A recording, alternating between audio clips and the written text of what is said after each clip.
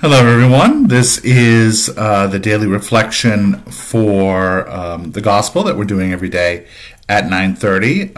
As we've been doing, I'll start in English and then switch into Spanish. Puede ser, vamos a empezar nuestra reflexión evangélico. Vamos a empezar en inglés y después vamos a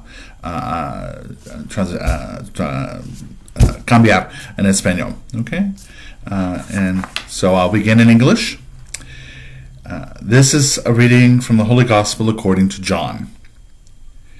At that time Jesus left Samaria for Galilee, for Jesus himself testified that a prophet has no honor in his native place. When he came into Galilee, the Galileans welcomed him, since they had seen all he had done in Jerusalem at the feast, for they themselves had gone to the feast. Then he returned to Cana in Galilee, where he had made the water wine. Now there was a royal official whose son was ill in Capernaum. When he heard that Jesus had arrived in Galilee from Judea, he went to him and asked him to come down and heal his son, who was near death. Jesus said to him, "Unless you people see signs and wonders, you will not believe." The royal official said to him, "Sir, come down before my child dies." Jesus said to him, "You may go, your son will live." The man believed what Jesus said to him and left. While the man was on his way, his slaves met him and told him that his boy would live. He asked them when he began to recover. They told him, "The fever left him yesterday, about 1 in the afternoon." The father realized that just at that time Jesus had said to him, "Your son will live." And he and his whole household came to believe.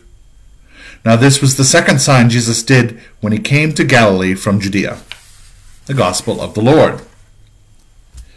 So we have this beautiful healing story, one of the many healing stories in the Gospels. And it seems very appropriate in this time when we really need healing, divine healing. Hopefully, I assume we're all praying for an end to this epidemic, this pandemic of coronavirus. But we need to be careful about how we interpret this gospel, because some people might think, well, then all we need to do is pray and trust and it will go away. And that's, somehow God will do it, and there's no way to know how he will perform this, but, God will do this. And ultimately, God will help us. But I want to tell you a story, and you may have heard this before. There once was a man who was very pious, had a lot of faith in God, and there was, this great period of rain. It was raining, and the river that was nearby was about to spill over the banks. And so this man, kept praying that the waters would go away, and that God would save him. Well, the waters kept rising, and there was already water in the street when a National Guard truck comes by, and it's filled with National Guard and other people who are being evacuated. And they say, "Come, get in the truck. Come on, we'll take you to safety." And he's like, no, God will save me. God will save me. And they're like, okay, we got to get other people. So they drive on. Well, the water continued to rise, and he had to go up to the second floor because the first floor was all flooded.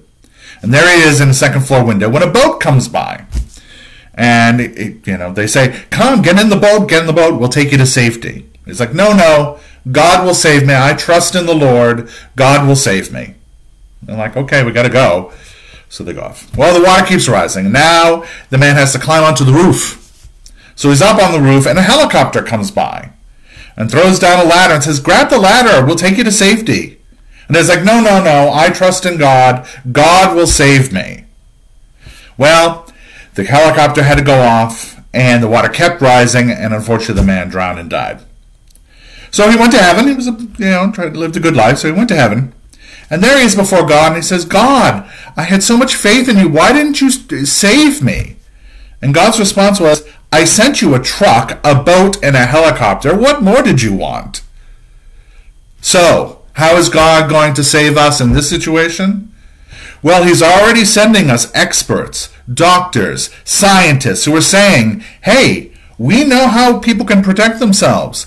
by being socially distant, by not gathering in groups. Unfortunately, we've had to close the church, close the restaurants. These things are necessary, and if we do what we need to do, we can get this under control. God is sending us, aid at this time. God works through all of us, including through the doctors and the scientists. So we need to listen to them, because that's also God saying, hey, I'm trying to save you here.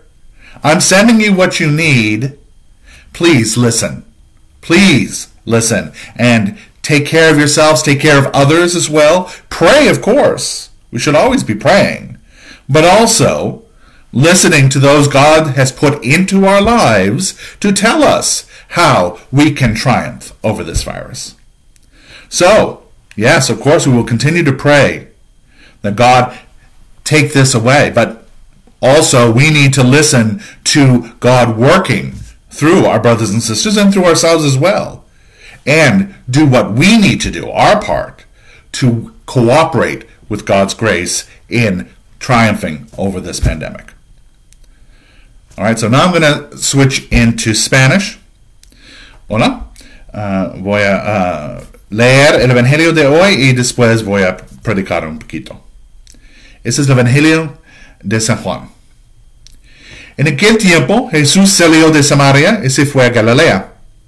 Jesús mismo había declarado que a ningún profeta se le honra en su propia patria. Cuando llegó, los galileos lo recibieron bien, porque habían visto todo lo que él había hecho en Jerusalén durante la fiesta, pues también ellos habían estado allí. Volvió entonces a Caná de Galilea, donde había convertido el agua en vino. Había ahí un funcionario real que tenía un